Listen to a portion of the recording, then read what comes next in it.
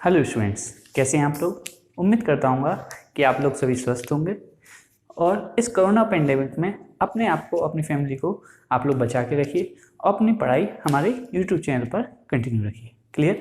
सो आज का हमारा टॉपिक है properties of inverse of function. Last lecture में हमने देखा था कि इनवर्स फंक्शन कैसे निकालते हैं, इनवर्स फंक्शन के लिए क्या क्या कंडीशन होती हैं।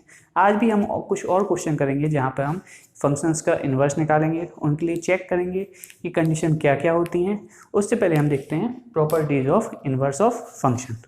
सबसे पहली प्रॉपर्टी है हमारी inverse of a function is unique. कुछ प्रॉपर्टीज़ हैं जिनके मैं प्रूफ बताऊंगा और जिन प्रॉपर्टीज़ का मैं प्रूफ की ज़रूरत नहीं है उनको मैं डायरेक्ट लिखवा दूंगा, वो आप डायरेक्ट क्वेश्चन में यूज़ कर सकते हैं, क्योंकि एज सच इन प्रॉपर्टीज़ के प्रूफ आपको ना ही बोर्ड में पूछे जाने वाले हैं, ना ही जेईई मेंस और एडवांस के क्वेश्चन में। तो जो बेसिक हैं उनको मैं बता दूंगा आपको, जिससे कि आपके दिमाग में एक चीज़ बैठ जाएगी कि क्वेश्चन, और आपको बाकी क्वेश्चन को भी पता चल जाएगा कि कैसे सॉल्व किया जाता है। तो हमारी पहली प्रॉपर्टी क्या है, inverse of a function is unique. किसी भी फंक्शन का अगर हम इन्वर्स निकालते हैं वो क्या होता है, यूनिक होता है। ऐसा नहीं हो सकता कि किसी कोई एक फंक्शन है एफ एक्स, उसके दो इन्वर्स हो जाएं, ऐसा पॉसिबल नहीं है। अगर किसी फंक्शन का इन्वर्स एग्जिस्ट कर रहा है तो वो केवल एक ही होगा, वो यूनिक होगा। इसका प्रूफ देखते हैं।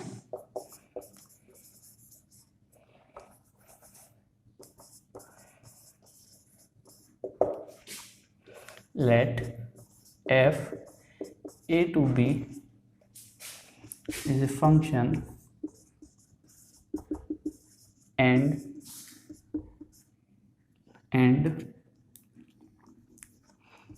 there exist its two inverse g b to a and h b to a। कोई भी हमने कॉन्ट्राडिक्शन मेथड से हम कर रहे हैं इसको solve.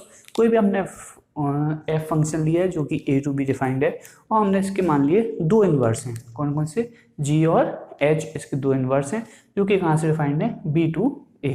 Clear. Let a1 a2 belongs to a and b belongs to B set. कोई भी हमने A1 और A2 दो एलिमेंट्स लिए हैं जो कि किसको बिलोंग कर रहे हैं, ए सेट को बिलोंग कर रहे हैं, और B हमारा किसको बिलोंग कर रहा है, स्मॉल b किसको बिलोंग कर रहा है, कैपिटल B को। क्लियर। तो f ऑफ A1 इसको रहने दीजिए अभी।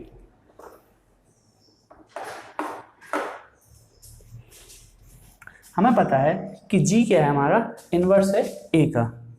g is inverse of f, hence g of b equal to देगा हमें a। क्या है, g हमारा f का इन्वर्स है तो g भी हमें क्या देगा, g ऑफ b हमें क्या देगा, a1। और यहाँ से हम लिख सकते हैं f of a1 equal to b, क्योंकि f हमारा क्या है, इन्वर्स है g का, और h is inverse of f। h भी हमारा किसका इन्वर्स है, f का। तो यहाँ से अगर h of b equal to a2, हमने क्या किया है, बेसिकली हमें प्रूफ करना था कि किसी फंक्शन का इन्वर्स एक ही होता है। क्लियर। तो हमने दो फंक्शन मान लिए g और h कि दो अलग अलग फंक्शन हैं जो कि इन्वर्स हैं f के। तो हमने a1 a2 दो एलिमेंट लिए जो कि a को बिलोंग कर रहे थे, और b एक एलिमेंट लिया जो कि b फंक्शन को बिलोंग कर रहा था। सबसे पहले हमने क्या लिया, g इन्वर्स है किसका, f का। तो अगर g function b to a belong कर रहा है तो g फंक्शन में b रखने पे एक बार वैल्यू a1 देगा, और अगर h फंक्शन भी हमारा b टू a कर रहा है तो h फंक्शन भी क्या होगा, b रखने पर a2 देगा। अलग अलग वैल्यू दे रहा है, g फंक्शन अलग वैल्यू दे रहा है और h फंक्शन अलग वैल्यू दे रहा है, क्योंकि अभी हमने क्या मान रखा है कि ये दोनों फंक्शन क्या हैं, अलग अलग है। अब h फंक्शन क्या है हमारा, इनवर्स ऑफ f है, तो f of a2 equal to B, F of a2 भी क्या आएगा, बी आएगा। तो from first and second fa1 equal to fa2, fa1 किसके बराबर आ गया, fa2 के बराबर। और हमें पता है कि अगर f हमारा क्या था, f का इनवर्स एग्जिस्ट कर रहा था, तो f हमारा 1 1 था। Since f is 1 1 function, f हमारा क्या है, 1 1 फंक्शन है, इसलिए हम लिख सकते हैं a1 इक्वल टू a2, क्योंकि 1 1 फंक्शन की कंडीशन होती है अगर f of x1 equal to F of x2 होता है तो x1 इक्वल टू x2 आता है। तो वहीं से हम क्या कर सकते हैं, f ऑफ a1 अगर f ऑफ a2 के बराबर है तो a1 is equal to a2, और a1 a2 किसके बराबर थे, यहाँ पे देखिए a1 था हमारा g ऑफ b और a2 था हमारा h ऑफ b। तो ये हो जाएगा हमारा g of b equal to h of b। तो यहाँ से हमें पता चला कि दोनों ही फंक्शन क्या थे, हमारे सेम थे। तो यहाँ hence inverse of function is unique. Clear. हमने क्या किया है, बेसिकली स्टार्ट में हमने दो अलग अलग फंक्शन ले लिए, जी बी और एच बी। हमने माना कि दो अलग अलग फंक्शन है, इसलिए जब जी में एक बार बी रखा तो ये a1 वैल्यू दे रहा था, और जब एच फंक्शन में हमने बी की वैल्यू रखी तो ये a2 दे रही थी। और हमने ये भी माना था कि g और h हमारे क्या थे, इनवर्स थे किसके, f के। तो g ऑफ b अगर a1 है तो f ऑफ a1 क्या होगा, b, और h of b equal to a2 है तो f ऑफ a2 भी क्या होगा, b। तो यहाँ से हमें पता चला b और b बराबर होते हैं, तो f ऑफ a1 और f ऑफ a2 दोनों ही बराबर हो गए। अगर f of a1 equal to f of a2 है और हमें पता है f फंक्शन का इनवर्स एग्जिस्ट कर रहा है, तो f हमारा 1 1 फंक्शन होगा। तो f of a1 equal to f of a2 है, तो हम लिख सकते हैं a1 इक्वल टू a2, और a1 इक्वल टू a2 से हम बोल सकते हैं gb इक्वल टू hb। तो यहाँ से क्लियर हो गया, किसी भी फंक्शन का इनवर्स निकालें तो वो हमारा यूनिक होगा। नोट करिए। हमारी अब सेकंड प्रॉपर्टी पे आते हैं। सेकंड प्रॉपर्टी है हमारी, if f a to b exist and its inverse is g, b to a exist, then f o g equal to ia and g o f equal to ib, then ia and ib are identical functions. क्या कह रहा है point, अगर कोई function f function है जो कि a से b की तरफ डिफाइंड है, और g फंक्शन उसका इनवर्स है जो कि b टू a डिफाइंड होगा, और f O g equal to i a है, कोई भी f ओ g मतलब composite function f of g equal to i a माना, और g ऑफ f x हमने क्या माना, i b माना। तो जो हमारे i a और i b मतलब f ऑफ g x और g ऑफ f x आए वो हमारे आइडेंटिकल फंक्शन होंगे। अब बात आती है आइडेंटिकल फंक्शन क्या होता है। आइडेंटिकल फंक्शन वो फंक्शन होते हैं जिनका डोमेन और रेंज दोनों ही सेम आता है, जिनका डोमेन और रेंज सेम होता है, और वो फंक्शन x की, अगर दो फंक्शन में कहूँ आइडेंटिकल फंक्शन है तो उन दोनों फंक्शन में x की मैं कोई सी वैल्यू रखूँ y की मुझे सेम वैल्यू मिलती है। क्लियर। तो हम आइडेंटिकल फंक्शंस की डेफिनेशन लिख लेते हैं यहाँ पे, यूजफुल है identical function. Identical functions are those functions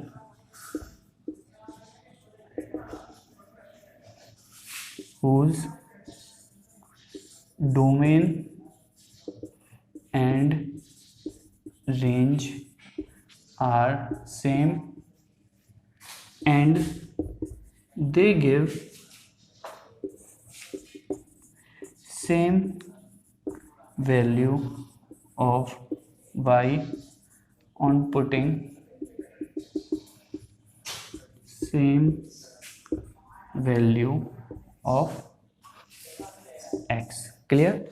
identical function कौन सा फंक्शन है? आइडेंटिकल फंक्शन वो फंक्शन है जिनका डोमेन और रेंज सेम होता है और वो y की सेम वैल्यू देंगे जब हम x की अगर दोनों फंक्शन में सेम वैल्यू रखते हैं। जैसे एग्जांपल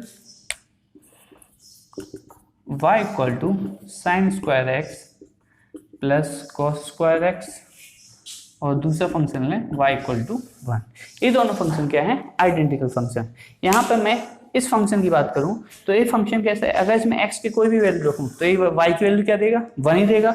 और यहाँ पर भी मैं x की कोई भी वैल्यू रखता हूं तो मुझे क्या मिलता है? y की वैल्यू हमेशा 1 ही मिलेगी। ये तो हो गई। और इसका डोमेन क्या है? इसका डोमेन भी रियल नंबर है। इसका भी डोमेन क्या है? Real number. इसकी रेंज क्या है? रेंज में क्या होगा? इसका केवल 1 आने वाला है। इसकी रेंज में क्या आने वाला है? केवल 1 आने वाला है। तो दोनों का डोमेन और रेंज क्या है? हमारा सेम है। और हमेशा y की x की मैं कोई सी वैल्यू रखूंगा y हमेशा मुझे 1 ही मिलने वाला है। क्लियर। तो अब सेकंड हमारी प्रॉपर्टी क्या थी? अगर कोई भी f फंक्शन का इन्वर्स g फंक्शन है तो मैं f ऑफ gx निकालूं या फिर g ऑफ fx निकालूं, वो दोनों कैसे होंगे? हमारे आइडेंटिकल फंक्शन होंगे। क्लियर। आइडेंटिकल फंक्शन की डेफिनेशन ये हो गया हमारा सेकंड पॉइंट। नोट करते जाइए। आप वीडियो को पॉज कर सकते हैं और नोट कर सकते हैं।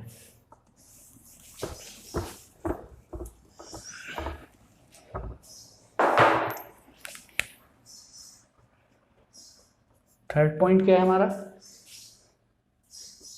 The inverse of bijective function is also bijective. Clear. ये तो सिंपल है। अगर कोई भी फंक्शन आपका बाइजेक्टिव है, अगर f(x) अगर आपका बाइजेक्टिव है तो gx भी आपका बाइजेक्टिव होगा। अगर f और g एक दूसरे के इनवर्स हैं तो f और अगर बाइजेक्टिव है तो g को भी बाइजेक्टिव होना पड़ेगा। क्लियर। नोट कीजिए।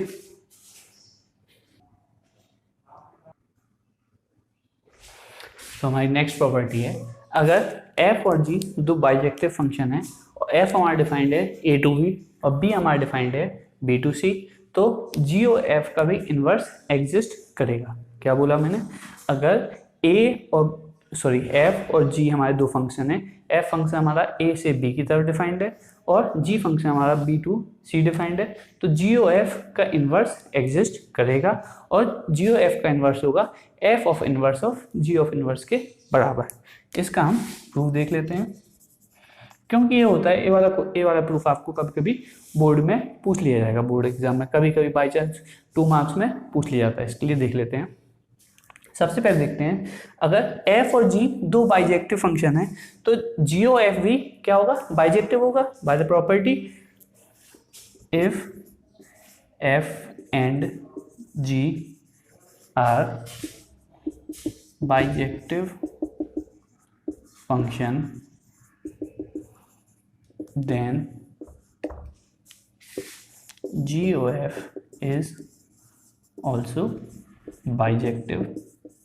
हमने पढ़ा है कि अगर कोई भी फंक्शन, अगर f फंक्शन और g फंक्शन 1 1 होते हैं तो उसका कंपोजिट फंक्शन भी क्या होगा? 1 1 होगा। वैसे ही हमने पढ़ा है कि f फंक्शन और g function onto function है तो f ऑफ उसका कंपोजिट फंक्शन क्या होगा?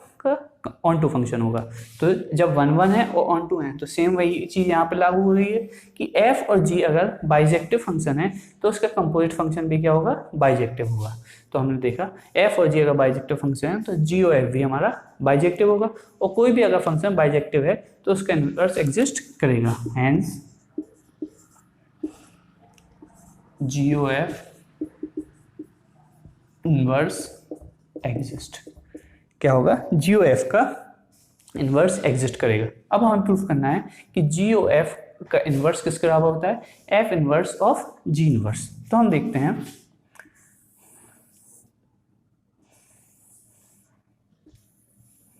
हमने देखा f फंक्शन है a टू b और g फंक्शन है हमारा B to C. F function है ए टू बी और जी फंक्शन है हमारा बी टू सी। तो जीओ एफ क्या हो जाएगा, जीओ एफ होगा हमारा A to C. Let F is from A to B and G is from B to C, then G O F कहाँ से होगा, ए टू सी। क्लियर। अगर ये चीज़ आपको क्लियर नहीं हो रही है कि एक जी ओ एफ हमारा ए टू सी कैसे हुआ, तो आप कंपोजिट फंक्शन के लेक्चर में जाके देख सकते हैं, वहाँ पर मैंने आपको इसको डिटेल में बताया गया है। तो जी ओ एफ क्या होगा हमारा, A to C. Let A belongs to capital A, B belongs to capital B and C belongs to capital C. हमने ए कोई एलिमेंट लिया जो कि सेट ए में है, बी कोई स्मॉल बी कोई एलिमेंट लिया जो कैपिटल बी सेट में है, और सी कोई एलिमेंट लिया जो कैपिटल सी सेट में है। तो क्या होगा, एफ ऑफ ए किसके बराबर होगा यहाँ पे, एफ ऑफ ए किसके बराबर होगा, हमारा एफ ऑफ ए होगा किसके बराबर, बी के बराबर। तो यहाँ से लिख सकता हूँ मैं बी किसके बराबर हो जाएगा, सॉरी ए किसके बराबर हो जाएगा, एफ इनवर्स बी के बराबर। क्लियर।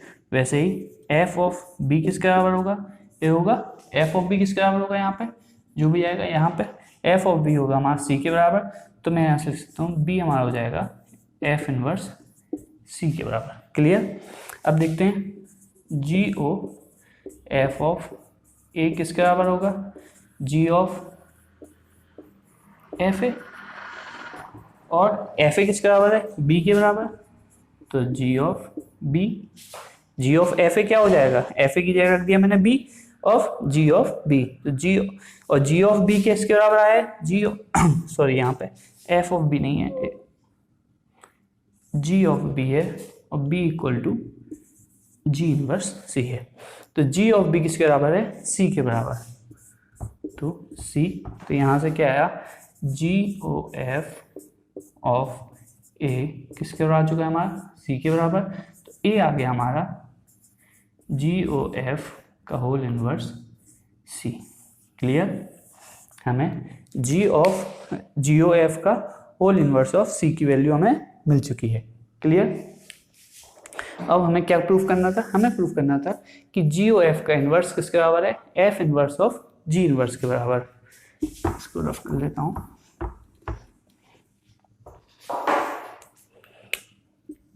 अब मेरे पास रिजल्ट क्या है, मेरे पास रिजल्ट आ चुका है जी ओ एफ का इनवर्स ऑफ सी किसके बराबर है, ए इनवर्स के बराबर। अब मुझे यहाँ पे एल एच एस तो मिल चुका है, ये क्या हो गया, एल एच एस की वैल्यू आ गई। अब आर एच एस की वैल्यू मैं यहाँ पे निकाल लेता हूँ। आर एच एस क्या है, F inverse of ji inverse of C. तो इसे मैं कैसे लिख सकता हूँ, F inverse of ji inverse of C. Clear.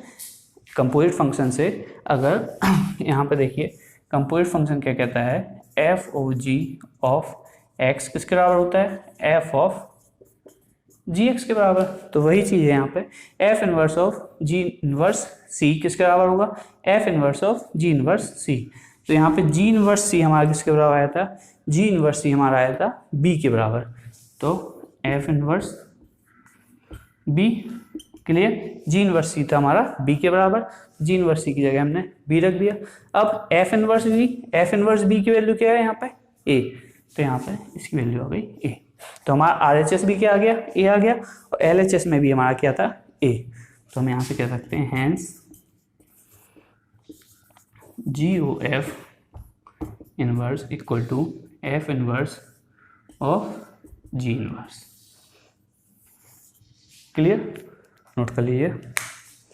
इसी बेस पे आगे एक और रिजल्ट है, अगर कोई भी तीन फंक्शन है, अगर कोई भी तीन फंक्शन है उनका भी मैं ऐसे ही इन्वर्स निकाल सकता हूँ। जैसे इम्पोर्टेंट नोट बना के लिख लीजिएगा। नोट है G of F of H का होल इन्वर्स किसके बराबर होगा, H inverse of F inverse of G inverse. Clear. ये हमेशा अपोजिट ऑर्डर में लिखा होगा।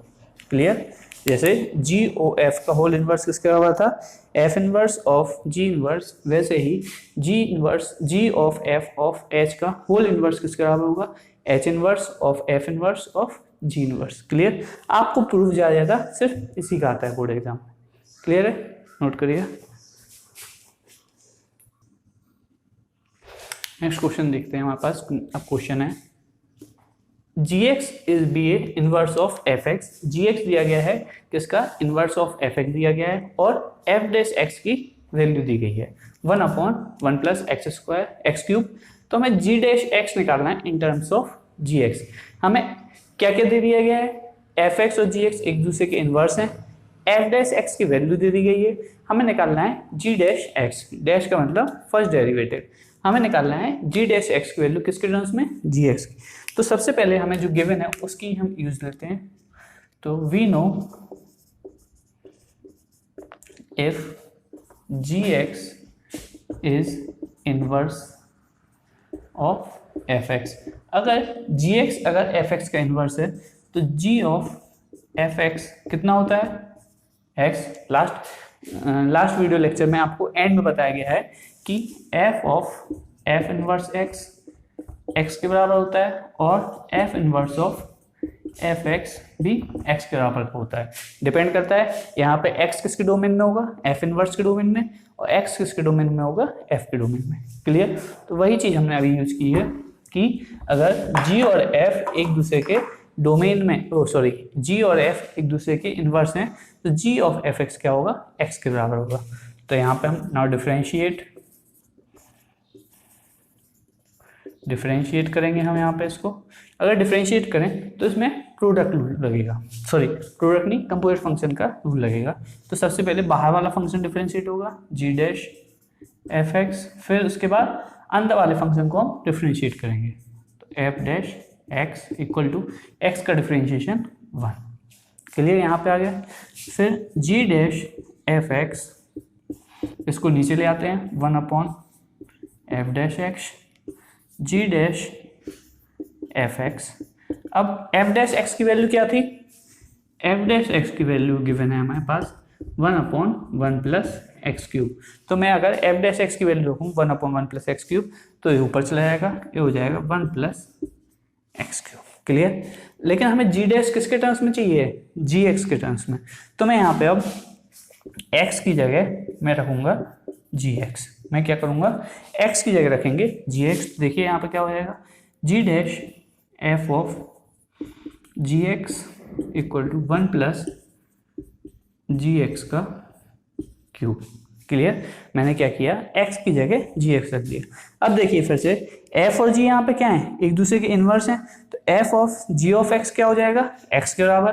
तो जी डैश ऑफ एक्स किसके बराबर आ गया, 1 प्लस जी एक्स का होल क्यूब। तो यहाँ पे मुझे जब f और g दो इनवर्स फंक्शन दिए गए थे, तो मैंने क्या किया, और मुझे f डैश एक्स दिया गया था, मुझे g डैश एक्स निकालना था, तो इस तरीके से हमने निकाल लिया। यहाँ पे कौन सी प्रॉपर्टी यूज हुई, अगर कोई भी दो फंक्शन हमारे इनवर्स में है, अगर f और g हमारे इनवर्स में है, तो f of ji x x के बराबर होगा, और g ऑफ एफ एक्स हमारा x के बराबर होगा। क्लियर, नोट करिए।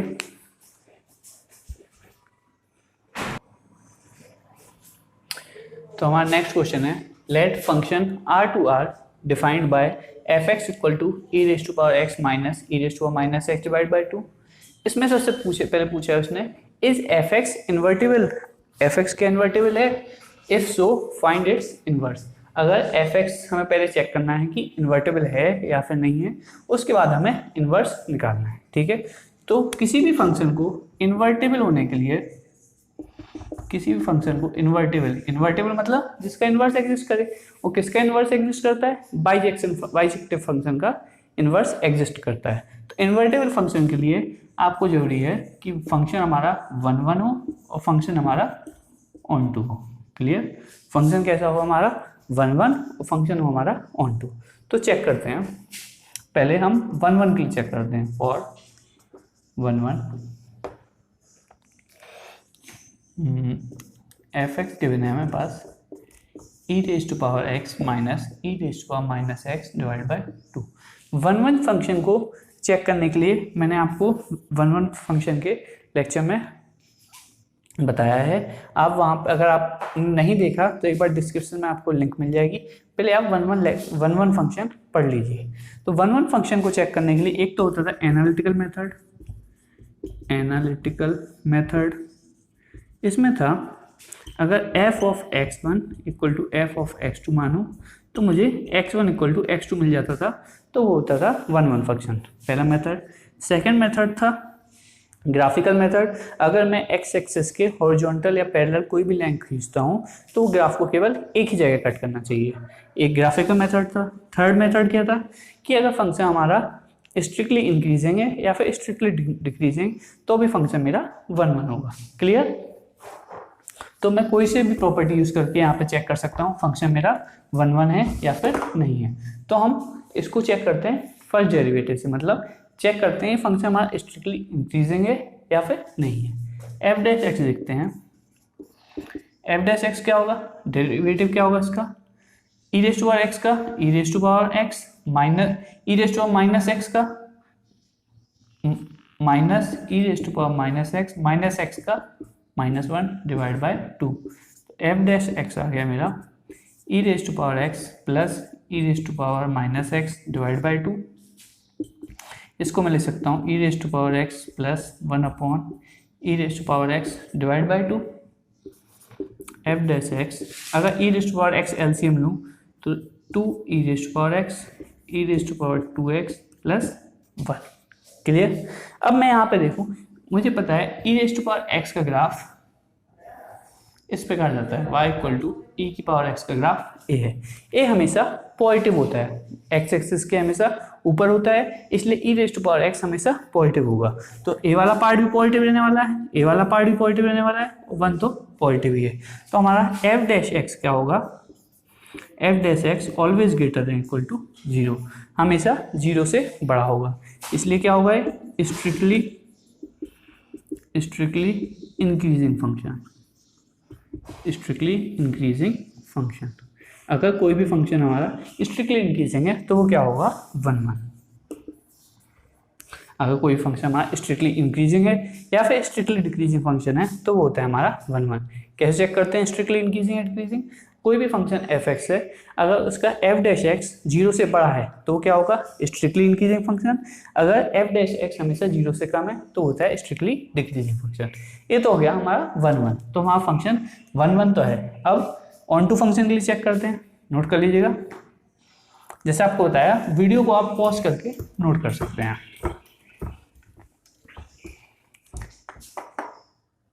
अब आते हैं हम ऑन टू फंक्शन के लिए।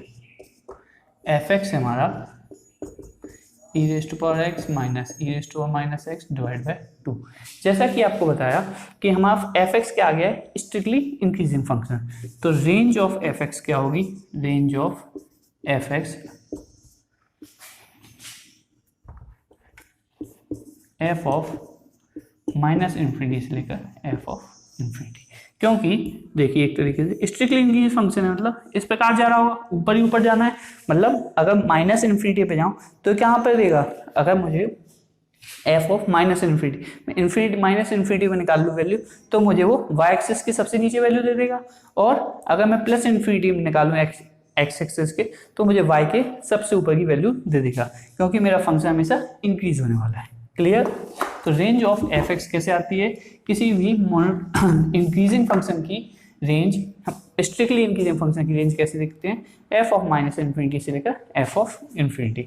तो मैं f of minus infinity calculate करता हूँ। यहाँ पे एफ ऑफ एक्स क्या है, e raise to power x minus e raise to power minus x divide by 2। तो एफ ऑफ माइनस इन्फिनिटी होगा e raise to power minus infinity minus e raise to power infinity divide by 2। Clear? तो y equal to e to the power x का graph हम बना के रखेंगे। तो e की पावर माइनस इन्फिनिटी पे जा रहे हैं तो क्या होगा यहाँ पे value 0। E raise to power infinity, जब x कहाँ पे जा रहा है, इन्फिनिटी की ओर ऊपर जा रहा है, तो यहाँ पे क्या होगा, इन्फिनिटी डिवाइड बाई 2, ये होगा माइनस का इन्फिनिटी।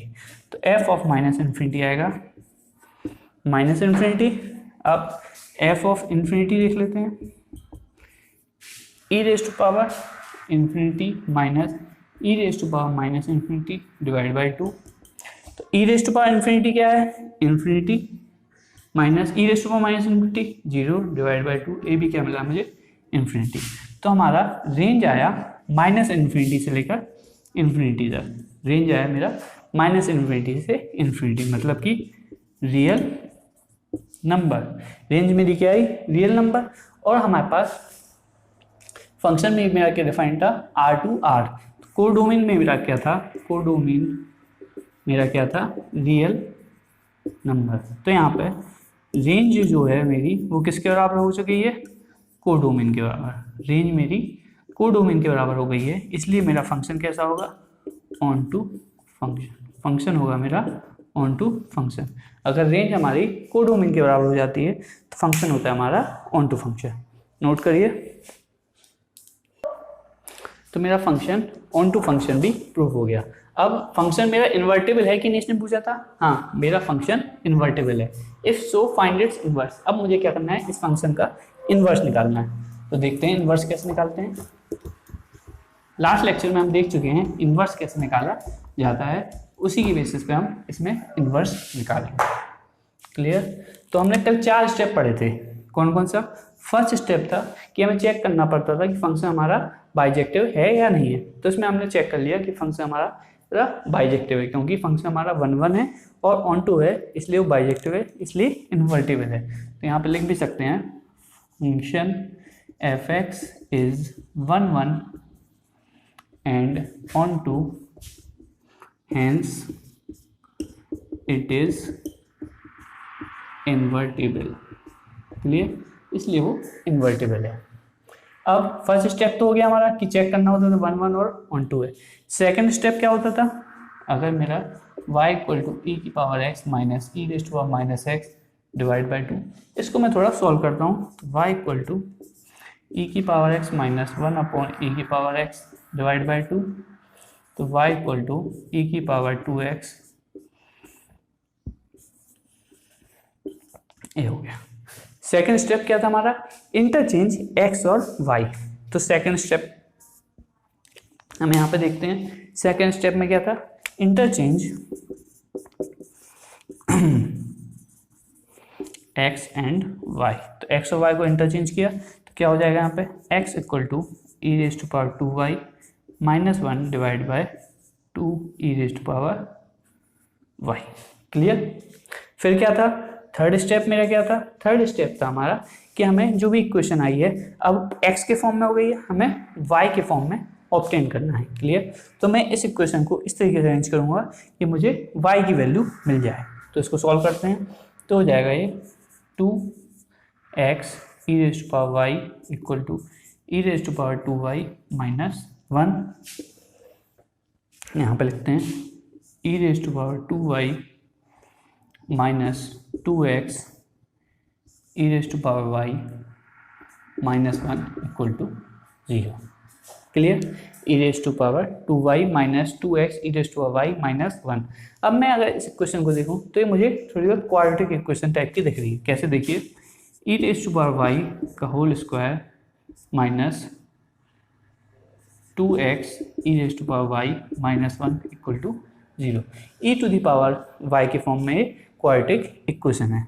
और हमें पता है किसी भी क्वाड्रेटिक इक्वेशन का सॉल्यूशन कैसे लिखते हैं, अगर इक्वेशन है a x square plus b x plus c equal to 0, तो x होता है मेरा minus b plus minus under root b square minus 4ac divide by 2a। तो वही हम यहाँ पे लगाएंगे। यहाँ पे हो जाएगा e raise to power y equal to minus का b। तो यहाँ पे b का काम क्या कर रहा है, minus 2x plus minus under root b square मतलब 4x square minus 4ac। 4a क्या है यहाँ पे 1 और c क्या है minus 1 plus 4 divide by 2a। a क्या है यहाँ पे 1 तो 2 आ गया। E raise to power y 2x plus minus 2 यहाँ से कॉमन ले लें। अगर मैं 4 कॉमन लेता हूँ 4 स्क्वायर रूट के ब्रैकेट के बाहर आएगा बाहर, तो हो जाएगा 2 under root x square plus 1/2। तो यहाँ पे आ गया e⁻y equal to x plus minus √x² + 1/2। Clear है। इसके बाद मैं क्या करूँ अगर मैं दोनों साइड लॉग ले लेता हूँ, मैं क्या करूँगा दोनों साइड लॉग ले लूँ तो मेरा क्वेश्चन थोड़ा इजी हो जाएगा।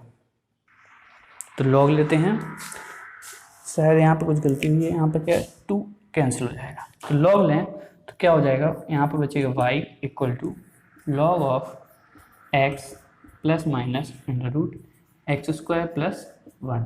तो यहाँ पे हमें 2 डेफिनेशन मिली हैं। एक मिली है y equal to log x plus √x² + 1। दूसरी डेफिनेशन है y equal to log x minus √x² + 1। Clear. अब मुझे डिसाइड करना है कि मुझे कौन सी डेफिनेशन लेना है। तो हम चेक करते हैं। हमें पता है कि x² + 1 हमेशा ही x से बड़ा होगा। अगर x² + 1 x से बड़ा होगा तो यहाँ पे लॉग का आर्गूमेंट क्या हो जाएगा, निगेटिव। क्लियर, लॉग का आर्गूमेंट हमारा नेगेटिव में पहुंच जाएगा। लेकिन लॉग का आर्गूमेंट कभी भी नेगेटिव नहीं होता है, इसलिए मैं इस फंक्शन को नहीं लूँगा। तो हमारा कौन सा फंक्शन होगा, y equal to log of x plus √x² + 1। Clear. तो हमारा जो फंक्शन था fx e⁻x माइनस e⁻−x/2 उसका इन्वर्स होगा y equal to log x plus √x² + 1। अब आप एक काम करिएगा, आप लीजिएगा y equal to log x plus √x² + 1 और इसका इन्वर्स निकालने की कोशिश करिएगा। क्या लेना है हमें, y equal to log x plus √x² + 1 आपको लेना है और इसके इन्वर्स निकालने की आपको कोशिश करना है। और अगर आपसे ना बने तो आप मुझे कमेंट बॉक्स में बताइएगा, मैं आपको उसका सॉल्यूशन भेज दूंगा। क्लियर है, नोट करिए।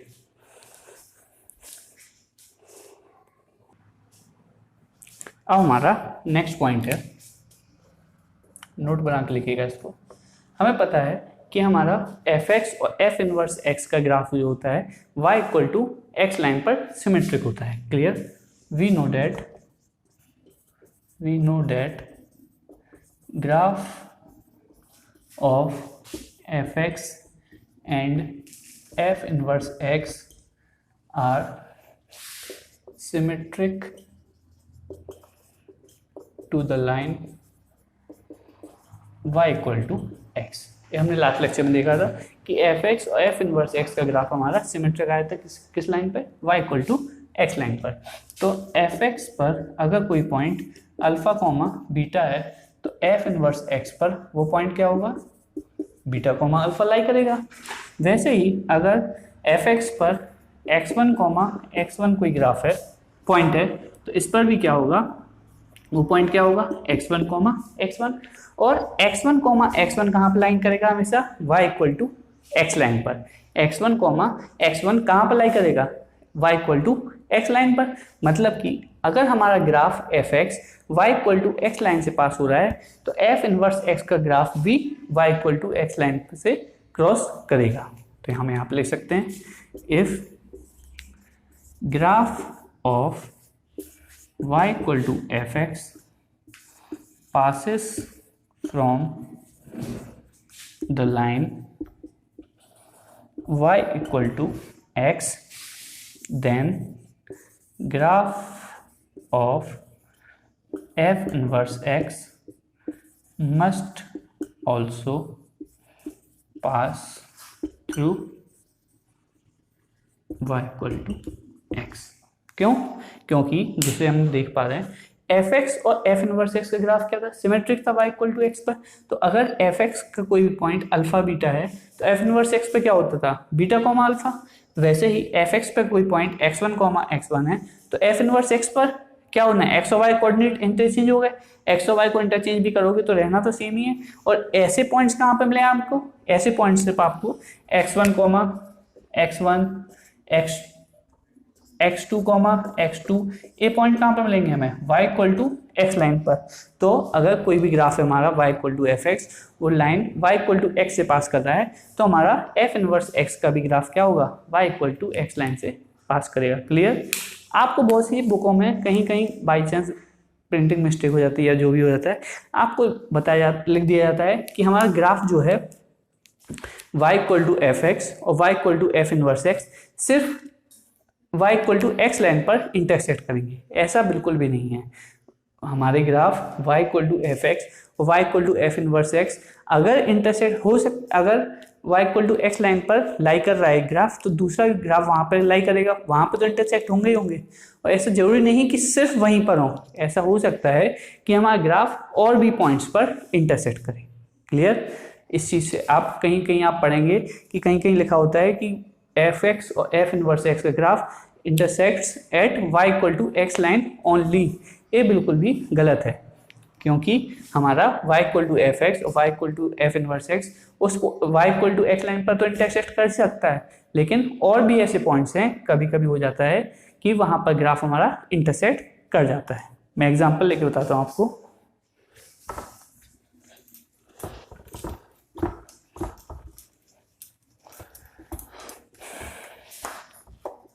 उससे पहले आप लिख लीजिए, it is not necessary that graph of y equal to f x and y equal to f inverse x intersects at y equal to x line only. ये बिल्कुल भी जरूरी नहीं है कि y equal to f x और y equal to f inverse x सिर्फ y equal to x line पर ही इंटरसेक्ट करें। देखिए example, y equal to 1 minus x cube है। क्लियर? इसका इन्वर्स निकालते हैं तो ये हमारा 1 माइनस एक्स क्यूब है, एक बाइजेक्टिव फंक्शन है।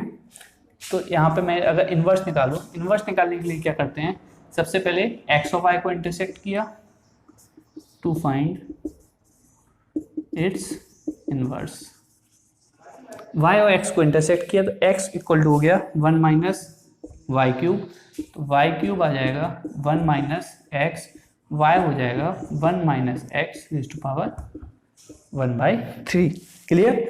अब मैं ये था हमारा कौन सा ग्राफ, ये था हमारा एफ एक्स और ये हो गया हमारा f inverse x. F inverse x क्या आ गया 1 minus x raise to power 1/3। Clear? तो अब मैं देखूं एफ एक्स पर अगर मैं पुट x इक्वल टू 0 तो y मुझे क्या मिला 1, और पुट x इक्वल टू 1 तो y इक्वल टू मिला 0। तो मेरा एफ एक्स कहाँ से पास हो रहा है, 0,1 से और 1,0 से। क्लियर? अब मैंने एफ इनवर्स एक्स में, इसके इन्वर्स में मैंने व्हेन x इक्वल टू 0 रखा तो y कितना मिलेगा मुझे, x इक्वल टू 0 रखा तो y मुझे 1 मिला, x इक्वल टू मैंने 1 रखा तो y मुझे कितना मिला 0 मिला। तो मेरा f इनवर्स x का ग्राफ कहाँ से पास करेगा, ये भी 0,1 और 1,0 से पास कर रहा है। तो मेरा एफ एक्स और एफ इनवर्स एक्स का दोनों का ग्राफ 0,1 और 1,0 से पास कर रहे हैं, पर ये ग्राफ मेरे y equal to x line पर इंटरसेक्ट नहीं कर रहा है। तो मैं कह सकता हूँ यहाँ पे कि जो ग्राफ है y equal to f x और y equal to f inverse x वो इंटरसेक्ट कर सकते हैं कहीं पर भी, जरूरी नहीं कि y equal to x line पर ही इंटरसेक्ट करें। क्लियर? नोट कीजिए। क्लियर? नोट कर लीजिए।